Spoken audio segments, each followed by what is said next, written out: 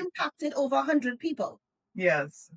And when I tell you, people thanked me, said, Aka, thank you for being so transparent.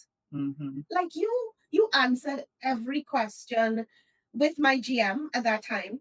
You gave us what was the revenue based on the occupancy, what was the expenses, and how we did not have the ability to maintain payroll because of the top line revenue. Welcome to the Align to Success podcast.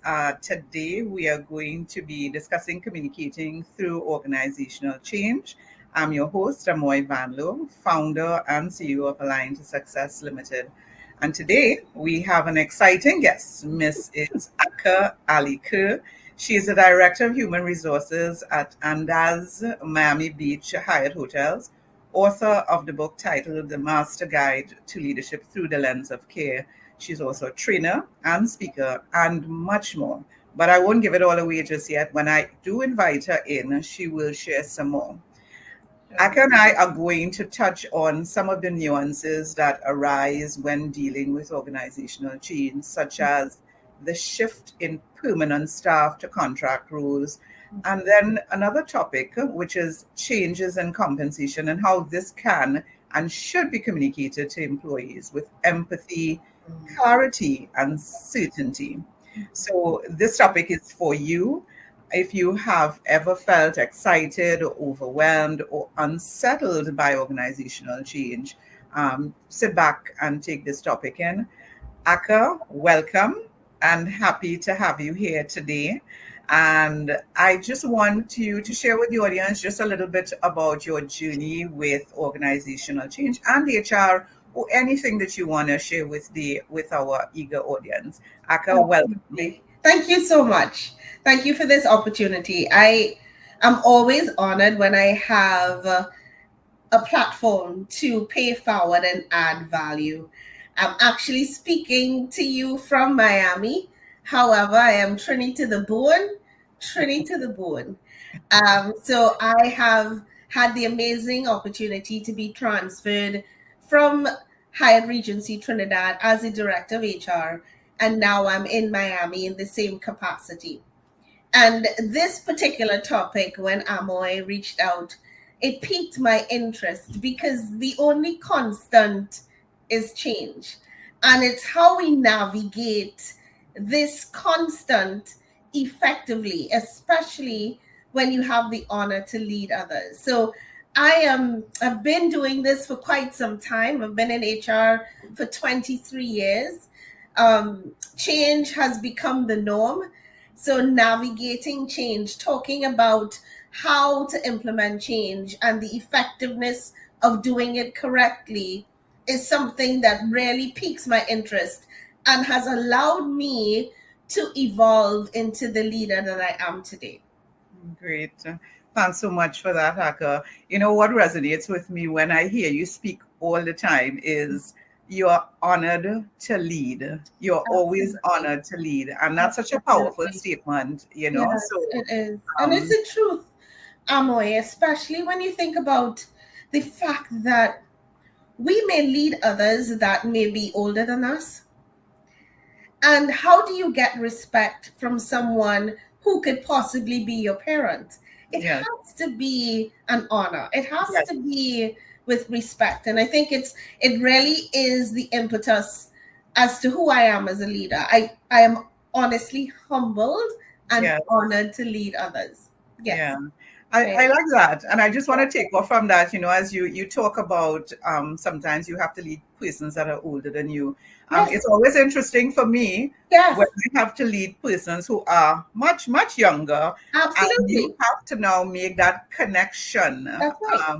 Yeah, Yes. because Yes. um, you have to make the connection to ensure that your Absolutely. information and your knowledge is passed on and they are willing to Absolutely. accept it. So, Absolutely. And it's about meeting people at their point of need. We yes. all have a need. And Yes. and I always tell people that leadership is not a brush. It's not No. this. It is No. literally meeting everyone. It's a stroke.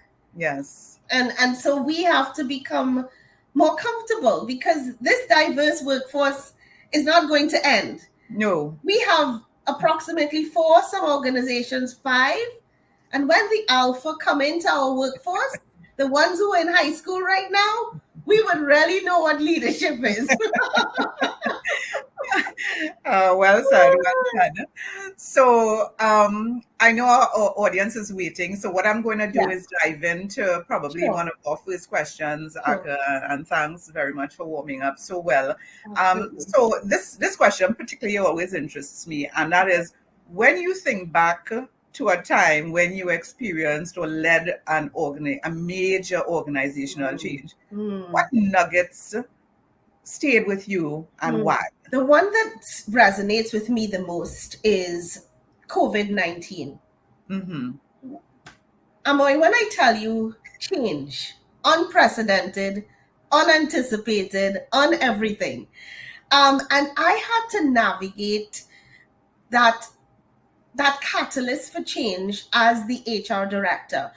And for me, I use a guiding principle called the ADKAR change management principle. And it goes through 5 steps that says, in order for change to be effective, you have to navigate some steps, because if one step is missed, then the change is not as powerful. Mm-hmm. So during COVID, and when we listen, first case was March 12th, Yes. and then we closed the borders March 20th. But in closing the borders, that was right after Carnival. We were at 100% occupancy. I Mm-hmm. had over 600 staff. How do you navigate that conversation? How do you change? Hospitality is about serving. How do you serve 6 feet apart? How do you Yes. smile with your eyes? How Mm-hmm. do you navigate that? And for me, that to me has been the most significant change Mm-hmm. that kind of resonates with me. And it Mm-hmm. started with awareness, and that is part of this particular change management system that is done by his name is Jeffrey Hyatt. Mm-hmm. And awareness. I had to meet with the staff and Mm-hmm. share with them, this is what's happening. The borders are closed. How are we going to navigate keeping the hotel open with this level of manpower? We were down to 20% occupancy. So Mm-hmm. having conversations, being open, honest, and transparent. Mm-hmm. And that is integral when you're thinking about change. You Mm-hmm. have to be transparent. And then the D in this ADKA model talks about desire. And Mm-hmm. desire is very, very unique because desire is emotion and it's personal. But desire becomes easier when there is clarity, when Mm-hmm. you really lean into the why. And adults love to understand the why. And many leaders, unfortunately, what has happened is that they have navigated change or attempted to navigate change and they did not share the why. Mm-hmm. And Mm-hmm. if you don't share the why, then you get resistance to Correct. change. And so in that conversation, I had to be transparent. This is what is going to happen. This is how your job will be impacted. And possibly the long-term effect of your job security may be ultimately impacted. And it's navigating those conversations was very, very critical for me. And then talking about knowledge.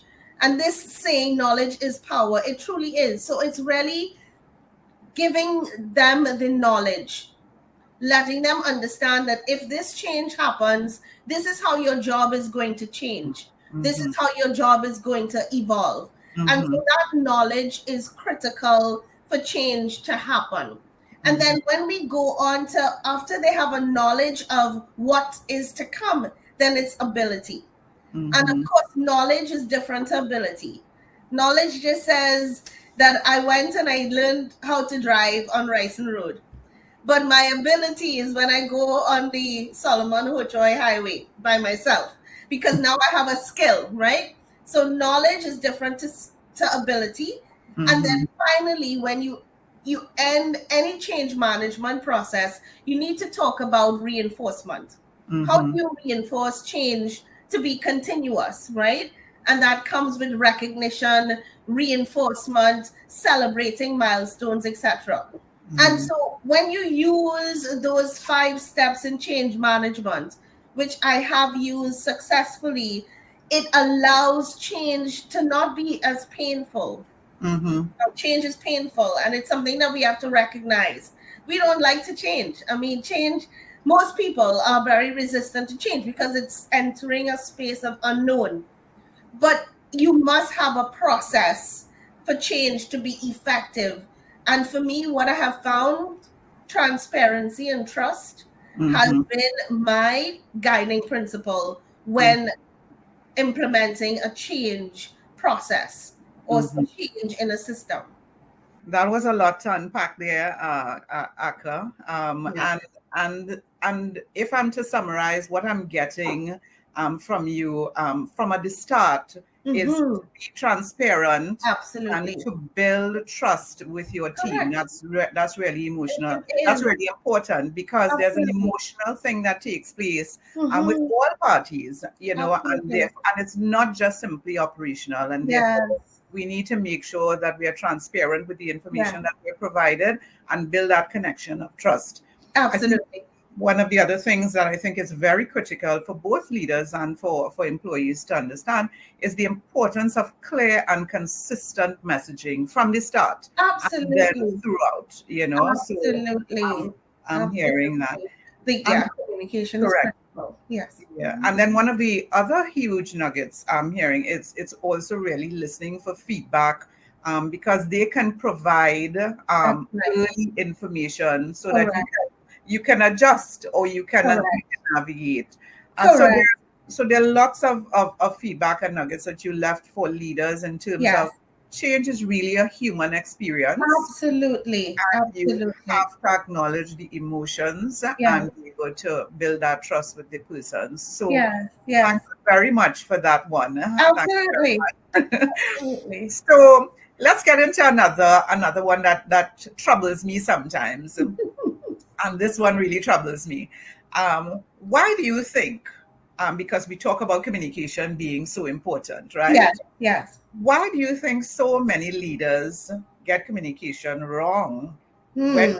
during times of organizational change? Why? Because you've recognized it's important, team members Yes. recognize it's important. Why do you think so many leaders get communication wrong during times of organizational change? And what's often overlooked? That's such a great question. I think what has happened, unfortunately, is that the way that we have approached change, we approached it like a mandate. Like it's almost like a heavy hand on the organization or on the team. But for change to be effective, clear communication is kind, unclear communication is unkind. Yes. And so many times people get sidetracked by the fact that everything rises and falls on leadership, but also rises and falls on communication. Mm-hmm. And communication is not only what you say, it's how you say it. And when I think about when you want to get buy-in, you want to do something with a friend, you communicate the why, the what, the how, the when, the where. And Yes. so why do we think that implementing something that will be so integral and impactful does not require that attention to detail and sharing information? And Mm-hmm. because what happens is when there's lack of clarity, then Mm-hmm. people make up versions of their truth. Mm-hmm. Because now I don't know, so I am just going to make up my own story. And then when you tell Amoy, then Amoy adds something on, and then you just keep on adding because there's a lack of clarity. So Correct. leaders have to be intentional to understand for change to be effective, communication has to be clear. And if you are, as a leader, uncertain as to why change is required, it's hard for you to deliver a message to convince others why change is required. And I Mm-hmm. think a lot of times, Amoy, unfortunately, leaders get a directive that this has to happen, but Mm-hmm. they don't ask why. Yeah. So when they are now the voice of the change, they can answer the why. Why? Correct. And that's where there's a breakdown in trust, there's a breakdown in the relationship, and then there's resistance to change. So I think that is what has been missed and overlooked. That for communication to be effective, you must have a sound communication strategy for change to be effective. And Correct. that's the start, and that's the awareness, right? The Yes. awareness is really, and then communication is not one way. Communication is two ways, it's multiple platforms. When I Mm-hmm. have to implement a change, I use social media, I will use the internet, I Mm-hmm. will also use our notice boards. I use multiple, I have meetings, departmental meetings. So use multiple forms of communication in order to articulate why change is happening. Absolutely correct, Akka. I Mhm. listen. I am feeling this passion, like if it is, Mhm, mhm. I'm feeling the passion, and I understand because as I mentioned, Yeah, the communication through when there is a change taking place in the yes, organization is such a critical thing to make absolutely. or break the success of the Absolutely. change. So Absolutely. so for leaders, Hmm. coming out of this particular segment, I would like to just reinforce to leaders, be transparent about the why. That's Be right. transparent about Yes, why, even if you don't have all of the information. Because correct. sometimes leaders think, well, I don't have all the information, so what am I going to say? It is better that you face your team members That's and right. you share, this is the information that I have Be at this honest. point of time, and Hmm. as soon as I get additional information, I am going to come back to you and share. And that Absolutely. transparency and that honesty is really Correct. important. Uh, And it's so true. And I think a lot of leaders are afraid to say they don't know.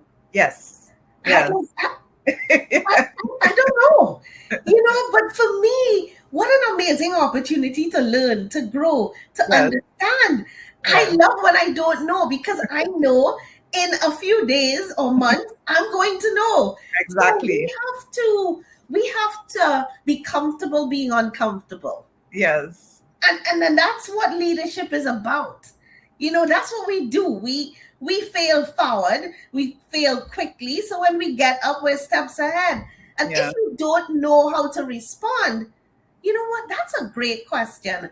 I'm going to get back to you. And you'll yes, get so much credibility with that response. precisely, Yeah, so precisely. just put your hand Put up. your hand up. That's it. And and it also reinforces another point from the hiring perspective. Now, Mm, when you hire persons, you hire them to support you in a particular role, and correct, therefore correct. you're hiring a person who is bright enough to provide Yes, you with support. Therefore, absolutely. rely on that support during the training Absolutely, process. absolutely. Trust But them enough. trust them Trust enough. them enough. Empower them enough. And one of the other things I'd like to leave for from the employee or for the employees is Hmm. ask clarifying questions. Don't be Hmm. afraid to ask clarifying questions. Absolutely. Don't wait for all of the information to be handed to you, because Yes, sometimes leaders don't have all of the info, meaning they don't know all of the questions that you that's want right. That answered. may come up. Correct. Yeah, and therefore don't be afraid That's to right. ask a question. Don't feel somebody is going to call you out. Stand Yeah. up confidently, ask the question. It's Hmm. probably going to help everybody in the room and not just yourself. Absolutely. Absolutely. And in change, there are no stupid questions. But again, Amoy, that goes back to trust. Yes. If you as a leader create an environment where people are comfortable being uncomfortable, then Mhm. asking a question is easier. Yes. And that's why sometimes change is not effective because the people on the ground know it wouldn't work, but they didn't say anything because they do not trust the environment in which they are operating. So they're going to say comments like, well, they don't listen anyway, let them fail. Yeah. I'm not supporting that. You know what I mean? So again, and my anchor as a leader is trust. Yes. That's my anchor for anything. Anything that I do, whether it's change, whether it's having difficult conversations, everything is anchored in trust. And if you create an environment of trust, then change is easier. It, Easier. it Easy. absolutely is. And I mean, we operate on the same platform or same foundation because Right. that's the only way that we are really going to get people to connect and open up and provide That's us with right. valuable feedback that could change Absolutely. something for the better. So Absolutely. Yes. it almost it extends into this whole concept of building a progressive and positive culture. And if you do that, if you build a progressive and positive culture, you are going to get the feedback and the necessary information to Absolutely. help you with the change. Yeah. Correct. Yeah, because culture is not a strategy. Yeah. It's Yes. a behavior. It's a behavior, and It's it's a, a behavior it's that a you have to live every single day. every day. You don't get to say on today, off tomorrow. If you're trying to create that culture, you Correct. have to. And it's, listen, people know when you are not being transparent and honest. Oh, yes. And that's why people leave leaders. Yes. They don't leave organizations. Actually, Gallup did a poll recently, and over 50% of people in the exit interview said they left their leader, not the organization. Oh, yes. And Yeah. one of the major reasons was the lack of trust. Yes. And so it's important for us to understand that trust is truly your anchor, and trust takes time, it takes respect, it takes unity, it takes a sense of security, and it takes transparency. Oh, And yeah. that's the acronym that I use every time to talk about how do you gain trust. Yes. Those things would allow you to gain trust. Yeah. It has to be consistent action and Absolutely. consistent right action all the time, not when you feel that you want to do it. Not when. Absolutely. Yeah. Interesting topic. I know we would have spent a lot of time on that one, but let's see if we can dive into a couple Sure. more. Sure. And this particular one is very interesting as well. It's a trend that's taking place in organization, and it's really talking about the shift from permanent to contract workers, and what message does this send, and how should it be handled? Hmm. I always ask, I've done some consultancy, and my first question is always, why do you want this particular role to be a contract role versus a permanent role? And it cannot be to circumvent giving the colleagues or the employees benefits. Right. It can't be to circumvent a process that you are trying to not impact your budget. Yes. It can't be that. Typically, and I tell people this, contract means just that. There's a start and an end date to the task and responsibilities vis-a-vis. If you're implementing a software, the implementation stage, and then you will have to do some piloting, etc. And then there's an end. So when it has been rolled out, that for me is a great example as to when someone should have a contract.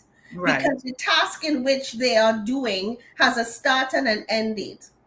In addition, you have industries that have seasonal workforce, right? Mm-hmm. So if it's seasonal, meaning you have the ebbs and flows, so having a contract in your high period makes sense. But unfortunately, a lot of organizations use contract not for the true purpose of what a contract should be. Mm-hmm. They use it so that they think, and even if you get to understand the industrial relations law, that I could terminate you easier because you're not permanent. And that to me is moving away from why we should have permanent versus contract employees. There's a feeling that contract employees don't have any rights. You don't have any sick days, you don't have no vacation. So it's used as a process sometimes to circumvent what is right. Right. And then you come up with this great idea. In order for me not to increase my headcount, I'll break your contract for a month or 2 months and then I'll rehire you. What message are you sending when you do something like that? How do you talk about the human asset being the most important asset, but that's how you're treating that asset? So for me, if your why you're doing contract labor versus permanent labor is clearly defined and not circumventing the laws, I absolutely support it. Thanks so much, Hak. I know it's a really ticklish topic. It is. Yeah, for many reasons. Organizations are trying to manage their budget. They're trying to Correct. manage different things, Correct. and we must appreciate that. But I guess it's always in the how, right? It's how you're going to do that. So for leaders, I would like to probably share based on what you're saying as well is ensuring and communicating the strategy and benefits clearly and not just the change itself, so that people understand why it is they're doing what they're doing. Yes. But there's an interesting takeaway that I think is useful for employees, which is if that shift is coming, if that shift is happening, Yes. then take that cue as to diversify your skills or to skill up, so that you can get ready to pivot, on your own steam versus when the organization decides to do something. So you actually said something that has resonated with me. I have found that there are some employers that have contracts, but there's no handover, there's no succession planning. So you have hired somebody with this wealth of knowledge and experience, but you have not allowed someone in your organization to be that person's understudy, to ensure that you get a return on that investment in that contract employee. And so what happens if you are not intentional for that knowledge to be paid forward and to add value to someone else? That position then becomes a continuous contract, because you have not equipped anyone within your organization to have those competencies. And so again, I always tell people, contract labor should not be your final destination in every situation. It should be really to treat with what is going on in the organization and ensure that there's always someone within your organization to learn, to grow from that person's expertise. So succession planning component absolutely of it. There must be, yes, succession planning.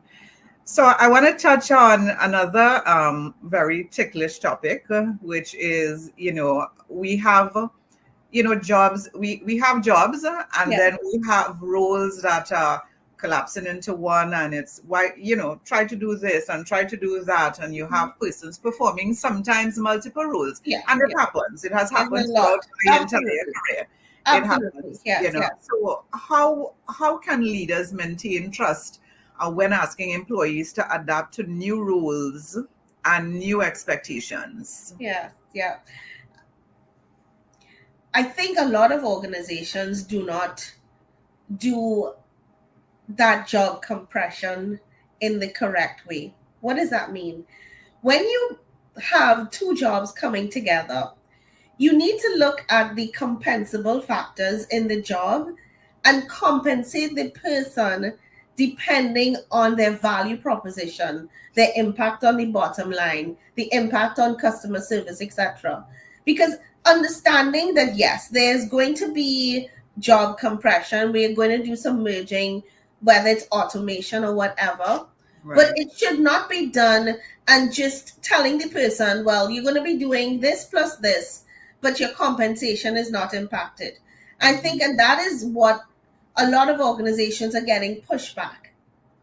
And we have to be more intentional about, if you're going to merge jobs, look at the compensable factors of the both jobs, and then align it to your compensation strategy to Mhm. ensure that there is equity and to ensure that the compensation is aligned to the job expansion.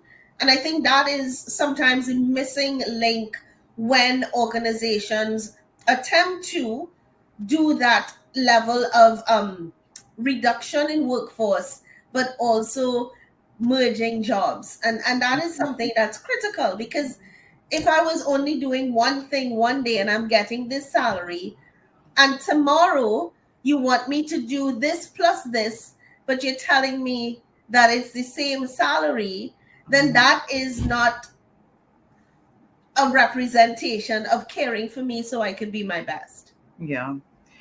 Now, Aka, I'm going to be a little, not, it's not confrontational, but I'm going to throw a little spoke in the wheel, Sure, as they say. sure. Now, I appreciate everything that you've said, and I Mhm, agree with it.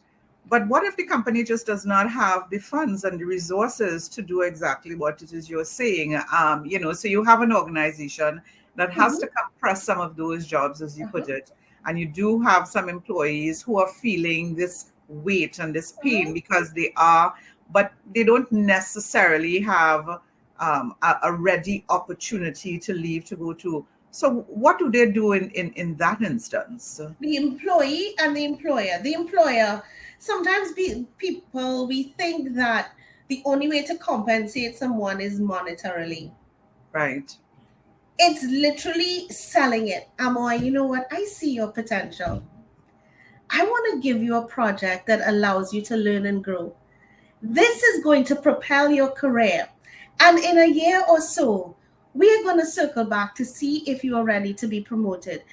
Listen, this leadership thing is all about meeting people at their point of need and explaining the why. That's all people Mhm. want to know. If Yeah. you tell me, as the organization, as the employer, Aka, we have budgetary constraints. However, this is something that we want you to do.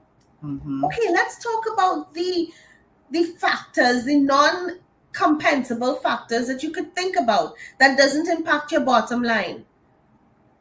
Is it that you're going to give me flexibility? Is it that because of this, you're going to give me the opportunity to work remote one day? Hmm. Is it that you're going to tell me that I'm going to be exposed to this level of training? You're going to put me on a career path, a succession plan. We have to be creative and innovative, Hmm. because not everyone is motivated by money. There That's are some people who are motivated by this opportunity is going to prepare me for my next. So, in other words, it's a win win. I am pouring into you while you are learning and growing, so your future looks brighter.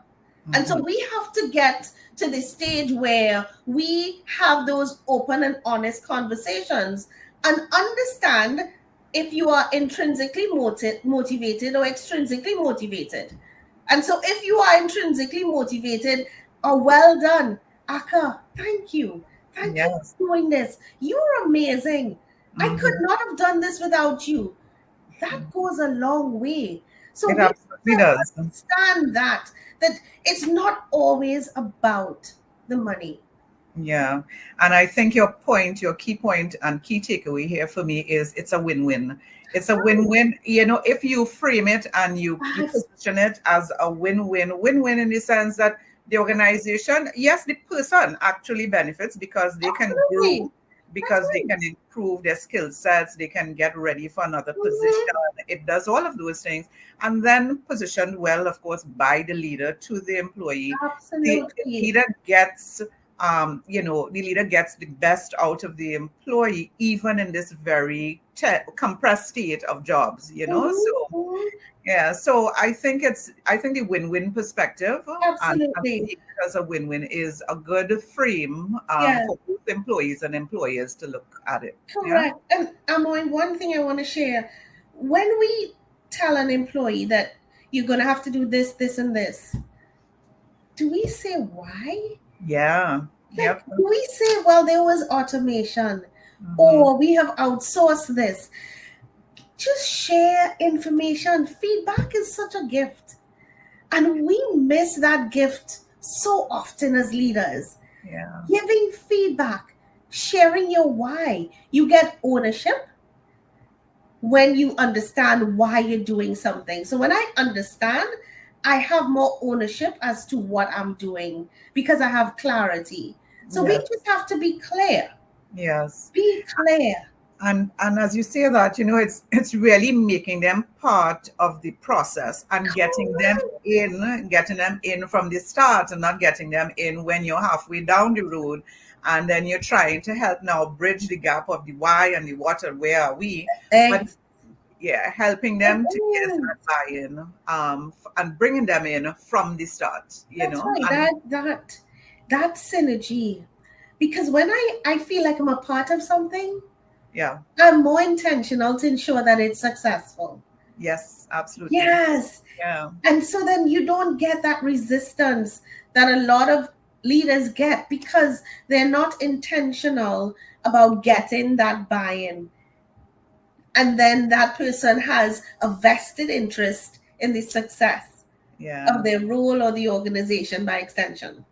And I think that is truly a missed opportunity in Mhm, organizations, absolutely. trying to get that understanding and that Mhm, buy-in from of the course. employees from an That's right. early perspective. Absolutely. Yeah. From the onset. Yeah. Well, our next topic is really interesting, I must say. We've been talking about it pretty much all afternoon, Uh-huh. and it's on the topic of transparency again. Woo, listen.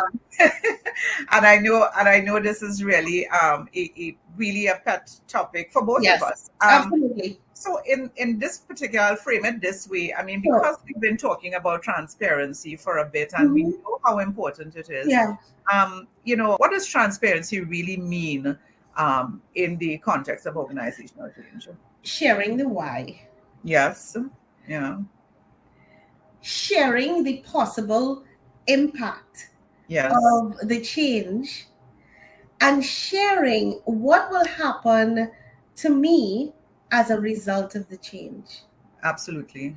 And I think when there is clarity, and I'm going back to the situation that I started with in Hyatt Regency Trinidad, I was Mm-hmm. very transparent. I said that more than likely we're going to have to impact the amount of employees we have Yeah. because our headcount is aligned to occupancy. So when you have 20% occupancy, you Yes. will not have the need for all that staff. I was very transparent. Yes. And this impacted over 100 people. Yes. And when I tell you, people thanked me, said, Aka, thank you for being so transparent. Mm-hmm. Like you answered every question with my GM at that time. You gave us what was the revenue based on the occupancy, what was the expenses, and how we did not have the ability to maintain payroll because of the top line revenue. Mm-hmm. I was transparent. Mm-hmm. COVID was happening. How do you hide from COVID? You can't. You So can't. you can't. So then just tell the staff we are going to have to make some hard decisions. Mm-hmm. Mm-hmm. And that's what I did. So Yeah. just be honest. Just be honest. Be transparent. Tell them the why. Tell Mm-hmm. them the impact and tell them what does that look like for you. Excellent. Mhm. I'll add one to it, which is invite feedback Absolutely. and questions regularly. Absolutely. Invite. Absolutely. And that's Because, a key part hmm because we had weekly updates with the team. yes, So as the cases in COVID unfortunately was rising, we made decisions. yes, When we could not have restaurants open, we yes, told them we no longer, so that means culinary would be impacted, yeah, F&B would be impacted. So we were constantly giving them updates. And you're right. And again, I go back to the fact that feedback is a gift yes, because they did not have to have a meeting after the meeting. yes, yeah. There were less water cooler conversations, if That's any. right. If Yeah, any, because if there any. was clarity, and I always left my door open, Mm-hmm. literally and figuratively. Because some Yes. leaders, we leave the door open, but we might as well close it. And it's really, you know what? You may get a question when you're sleeping tonight. Know that you could come and see me. Leave Yes. the door open so they feel comfortable coming to you and asking these questions. Because you know what, Amoy, most times these amazing employees who are on the ground interacting with the guests, interacting with the customer, they know more than you. Oh, yes, they do. Listen, what an amazing resource we have to have a team that is intimately connected to your To the customer. client. Yes. Yeah. Yeah. They know more, so they would be like, "No, Akka, this was the feedback. This is what we should do." Absolutely. What And then a the critical thing about that, Aka, is really now onboarding the feedback and not saying, well, thanks very much, and then you park it. It's really owning that feedback and also communicating to them, I've listened to you. I have heard what you've said about this particular, Mhm. process in the in Yes, at the Hyatt, and I yes, have changed it, yes. And then what I've also found, leaders are afraid to give feedback when you don't implement a suggestion. yes, yeah. No, But you just also tell have to them give the why. why. Just Why? tell them why. You know what, Amoy, that was amazing. But right now, financially, because of the impact, we can't make that. But what we're going to do, we're going to revisit when we have a more healthy economic and financial status. How does that sound? And You that's walk away feeling like, well, yes, that is amazing. yeah. But we then say, no, well then Amoy will feel badly. Yes. No, we need to give feedback, whether it's implemented or not, and share the Yes. why. Yeah. Just Share share the the why. why. Share the why, share the feedback, and understand. And this is for our leaders to ensure that they understand Absolutely. that transparency is an ongoing process Mm-hmm. and it's not a single announcement, It's right? not. So it's not an announcement. And for the employees, I want employees to feel that, engage with the leadership. Yeah. Transparency is really a two-way street. So Yes. it's not about the leader speaking to me only, but it's about, the employee providing the information.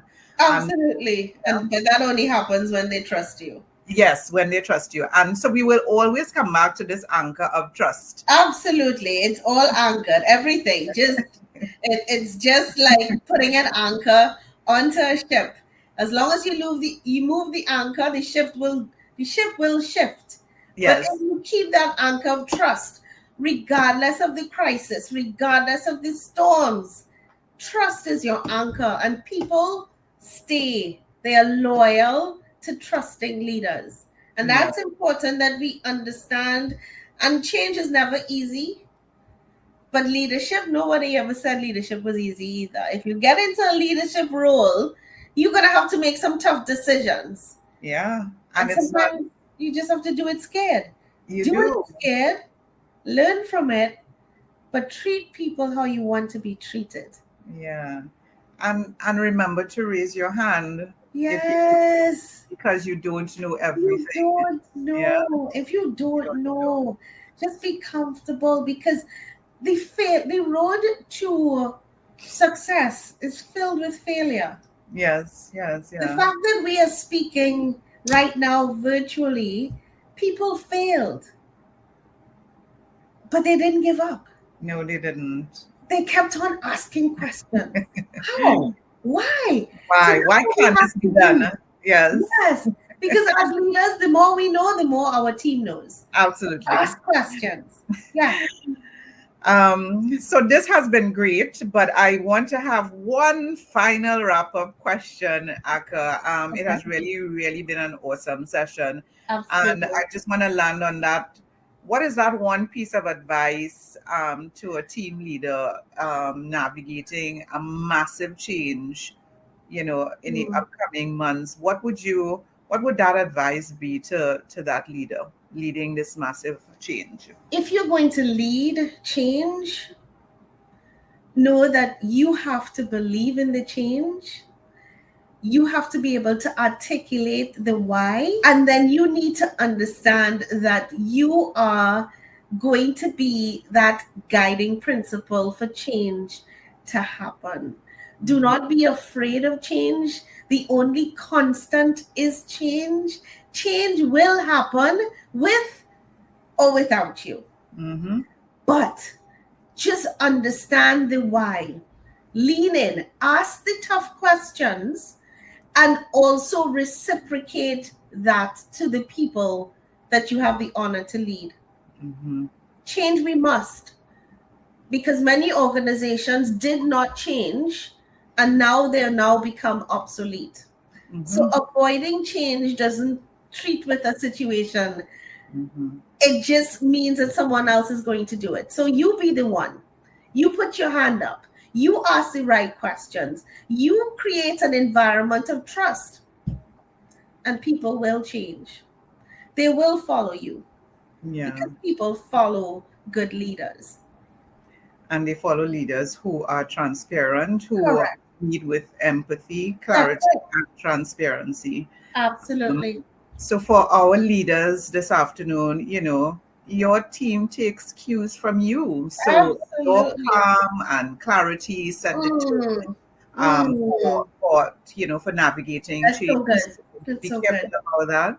But employees as well, for you, look for leaders who communicate change as well, and follow their lead. Mm.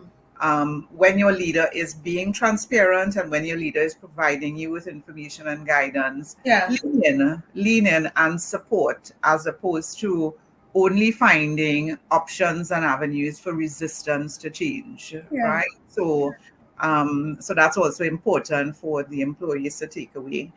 So, Aka, we have come to, I think, the end of an amazing session. Absolutely.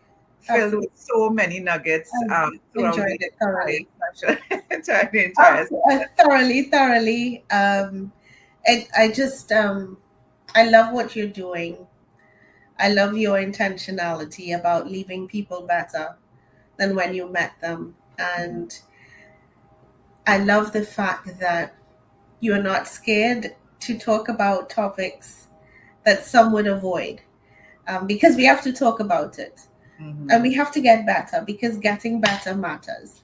Yeah. And when we share with each other, we lean into each other because Mhm. no man is an island. And We can navigate this thing successfully. You together. know, it's all of us. Yeah. When one wins, all wins. When one loses, unfortunately, that's the impact. Because Correct. when people see leader, they group all of us in one anyway. Yes, These leaders. that's correct. But building a community that Absolutely. is supportive and progressive. Absolutely. We all have our own challenges, Yes, and we sir. all have our own shortcomings. But Yes. that's the thing. When we're leaning to experts in our space and in our community, we Yes. ourselves grow as leaders. And Absolutely. I tell Absolutely. people, and I want to leave with the message of, I have put my hand up many times because I Mm. don't know everything. Yes, yes. And I work with a fantastic team of people who Mhm. support me, and I am always grateful, humbled, and honored for that. Yeah. So I want to thank them in that process. And Aka, this afternoon, today is your spotlight, and I want to thank you for being here with me this afternoon.